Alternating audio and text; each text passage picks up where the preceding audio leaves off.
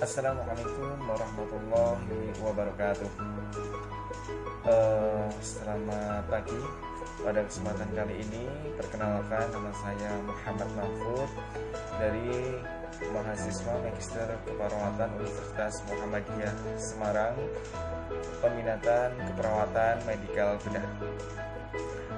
Pada kesempatan kali ini, kami ingin melakukan presentasi atau ingin melakukan simulasi terkait bagaimana cara kita melakukan CPR atau bantuan hidup dasar atau basic life support. Bantuan hidup dasar atau BHD atau basic life support merupakan serangkaian pertolongan pertama yang dilakukan untuk membantu siapapun yang mengalami kondisi henti nafas dan henti jantung. Bantuan ini tidak hanya dilakukan para petugas medis, namun setiap warga pada umumnya dapat melakukan BHD ini dengan mempelajari langkah-langkah. Karena pada saat kita menemukan pasien-pasien, terutama yang dia terjadi henti nafas, kita selaku sebagai petugas kesehatan, khususnya yaitu perawat, kita harus bisa melakukan bantuan hidup dasar. Salah satunya yaitu kita melakukan untuk CPR atau BHD. Pada saat kita melakukan CPR atau resusitasi jantung paru, pada beberapa pasien dewasa, anak maupun yang lanjut, pada prinsipnya itu mengalami sama, tujuannya adalah sama. Tetapi pada saat kita melakukan tindakan itu ada beberapa teknik yang memang harus kita kuasai, sehingga nanti diharapkan pada saat kita melakukan CPR itu memang benar-benar bisa berhasil dan diharapkan pernafasan klien kembali ada, jantung kembali berfungsi kembali. Nah, beberapa penyebab seseorang mengalami henti nafas itu memang beberapa penyebabnya memang banyak sekali.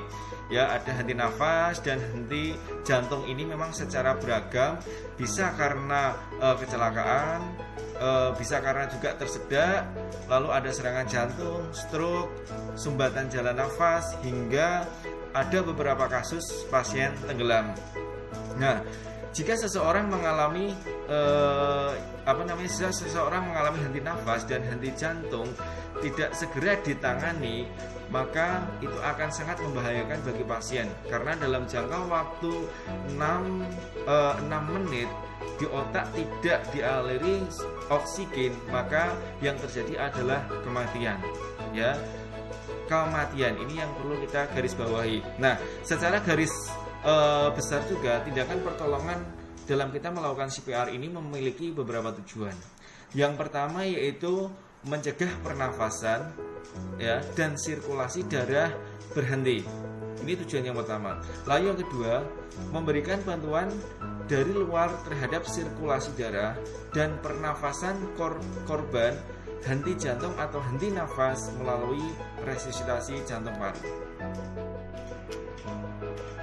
Tahapan-tahapan dalam melakukan resusitasi jantung paru atau RJP berdasarkan pedoman American Heart Association atau AHA tahun 2015 untuk RJP dan perawatan darurat kardiovaskuler.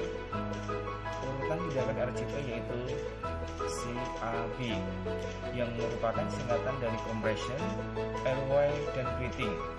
Compression adalah tahap kompresi dada, dilanjutkan dengan airway adalah membuka jalan nafas, dan breathing adalah memberikan nafas bantuan. Pada kesempatan kali ini saya ingin mensimulasikan bagaimana cara kita melakukan resusitasi jantung paru pada pasien dewasa. Yang pertama, pada saat kita melihat pasien yang tidak sadar, kita harus melakukan 3A terlebih dahulu. 3A itu adalah aman diri, aman pasien, dan juga aman lingkungan. Aman diri ini kita bisa dengan menggunakan masker, bisa dengan kita menggunakan handscoon. Lalu aman lingkungan, pastikan bahwa pasien ini adalah aman. Jangan sampai nanti pada saat kita melakukan tindakan RCP, misalnya pasien di tengah jalan atau pasien di sungai dan lain sebagainya. Jadi amankan dulu untuk lingkungannya. Habis itu adalah amankan pasien. Pada saat kita melakukan RCP, jangan sampai nanti di bawahnya misalnya ini adalah benda-benda yang tajam, sehingga nanti pada saat kita melakukan penanganan pasien akan terjadi fraktur. Itu salah satu komplikasinya. Nah, setelah kita melakukan 3A tadi, kita lakukan respon pasien dengan cara menepuk dada pasien. Ini yang lebih mudah. Pak. Jika tidak ada respon, langsung kita melakukan cek nadi. Nah, setelah dipastikan bahwa pasien tidak ada nadi, kita langsung bisa melakukan resusitasi jantung paru selama 30 kompresi dengan 2 ventilasi. Letaknya adalah di sternum. Posisi pada saat kita melakukan RCP, badan kita adalah tegak lurus, ya. Posisinya tegak lurus, tangannya seperti ini, dan letak tangan berada di sternum. Posisinya seperti ini. Nah, pada saat kita melakukan tekanan, ini adalah pada pasien dewasa 5-6 cm. Dengan teknik seperti ini.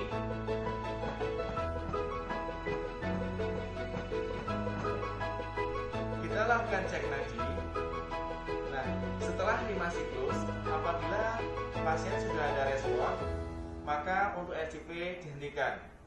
Dan juga apabila ada bantuan datang, ya, atau petugas yang sudah ahli datang, maka untuk RCP kita hentikan.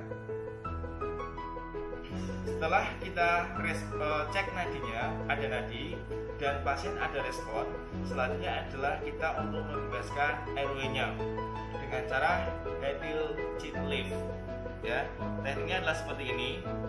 Ya, kepala ditengadahkan seperti ini sambil kita melihat di airway-nya apakah ada sumbatan ataukah tidak.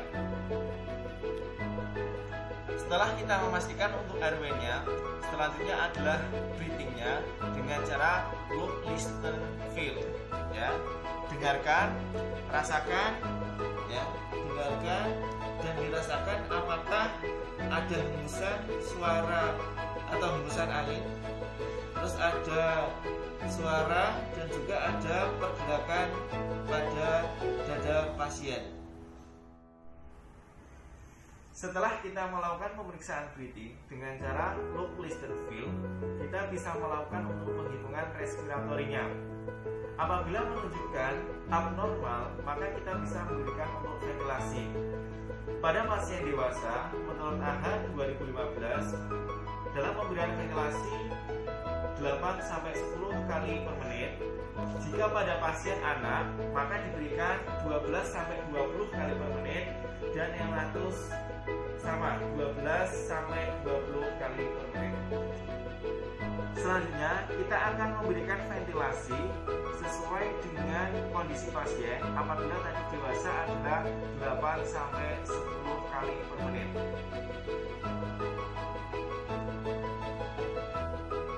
Selanjutnya, kita akan melakukan recovery position, yang ini dengan teknik pasien dimiringkan ke arah kanan, ya. Nah, dengan kaki yang kanan diluruskan dan yang bagian kiri diteguk. Nah, untuk tangannya, ya, tangan yang bagian kanan diluruskan, ya, bagian yang kiri diteguk seperti ini. Nah, ini adalah untuk position recovery position. Untuk recovery position ini adalah salah satunya tujuannya adalah supaya tidak terjadi aspirasi. Ya, jadi pada saat kita melakukan recovery position itu tergantung dari kondisi pasien, apakah dia karena stroke, apakah dia karena kegawatan jantung dan lain sebagainya, tergantung dari kondisi pasien. Nah, demikian tadi untuk simulasi BTCLS atau Basic Trauma Cardiac Life Support. Semoga bisa bermanfaat untuk kita semuanya. Saya akhiri, wabillahi taufiq wal hidayah. Wassalamualaikum warahmatullahi wabarakatuh.